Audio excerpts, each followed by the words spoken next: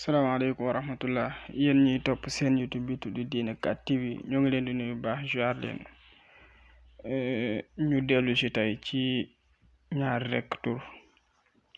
muy ki wax ne Modou Faye la tudd ak ki nga xam ne nee na Assane Fall la tudd Assane dama jàppoon ne sax andi woon naa ko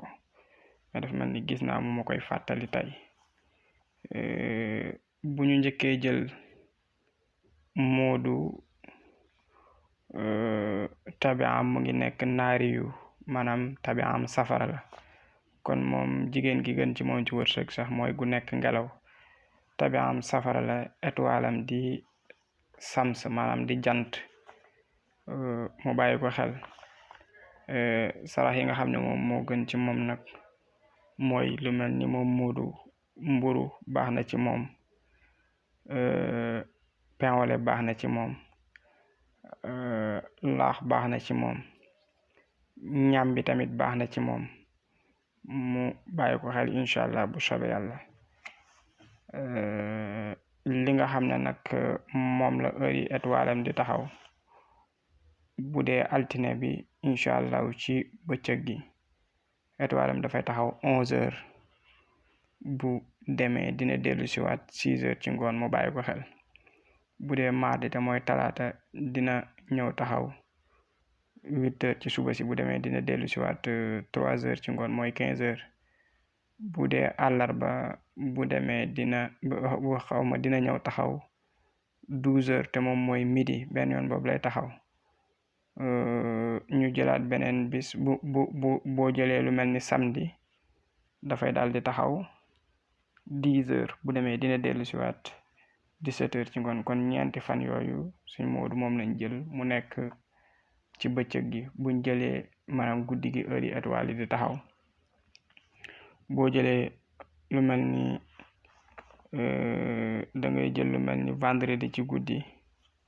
ba seddi samedi da nga naan kon étoile bi dafay taxaw 21h ci guddi gi bu demee dina dellu si 3h du matin mu bàyyi ko xel boo jëlee lu mel ni jeudi ci guddi étoile bi dafay taxaw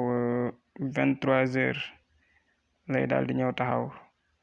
bu demee dina daal di dellu si 6h du matin bàyyi ko xel incha allah boo jëlee lu mel ni samedi ci guddi nga xam da nga naan ba seddi dimanche étoile bi day daal di ñëw taxaw minuit benn yoon boobu lay ñëw taxaw kon mu bàyyi ko xel incha allah bu soobee yàlla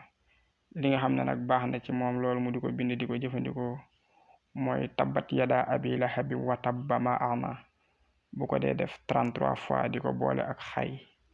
di ko tàngal maanaam daf koy togg ba xay bi yàbbi mu di ko sangoo baax na ci moom Modou loolu incha allah bu soobee yàlla ci wàllu kaaraange cat làmmiñ mu bàyyi ko xel ak yaakaar juy tas bu ñu jëlee ki ci toppante mooy Assane Fall moom it comme ni mu ko waxee Assane tabian bi safara la waaye étoile bi moom marix la Assane tabian bi safara waaye étoile bi marix la sarax yi moom Assane sondel la ak ceebu yàpp wala sax ceebu jën wala laax loolu lépp baax na ci moom Assane ci ay saraxam mu bàyyi ko xel bu baax a baax yoo xam ne dina ko mën di saraxe bu dee heure yi nga xam ne moom la étoile am bi di taxaw moom Assane bu ñu jëlee lu mel ni guddi gi bu ñu jëlee dimanche njëkke guddi gi dimanche 7h bu jant bi soo étoile am bi safula 20h laa bëgg a wax étoile am day daal di ñëw taxaw bu demee day dellu si waat 3h du matin boo jëlee lu mel ni altine te mooy lundi ci guddi gi ba tey nga xam da nga naan ba seddi talaata étoile am day ñëw taxaw minuit bu jotee benn yoon boobu lay génn boo jëlee lu mel ni talaata ci guddi ba seddi àllarba étoile am day taxaw 21h bu demee dina dellu si waat 4h du matin kon ñetti fan a ngi noonu ci guddi gi ñu ñëw ci bëccëg gi boo jëlee lu mel ni altine ci bëccëg étoile am day daal di ñëw taxaw 10h bu demee dina dellu si waat 5h ñu bàyyi ko xel boo jëlee lu mel ni mardi étoile am day ñëw taxaw 7h bu jant fenkee mooy njëkk ñëw taxaw bu demee dina dal di dellu siwaat